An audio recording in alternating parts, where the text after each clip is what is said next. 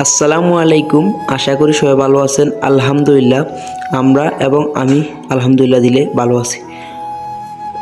আজকে প্রাকৃতিক ভিডিও অনেকেই পান না, যে যারা শহরে এবং ঢাকা শহরে এবং অন্যান্য জায়গায় থাকেন, যারা প্রাকৃতিক ভিডিও পান না। অবশ্যই ভিডিওটি যদি ভালো লাগে থাকে অবশ্যই চ্যানেলটিকে সাবস্ক্রাইব করে সবসময় আমাদের পাশে থাকবেন।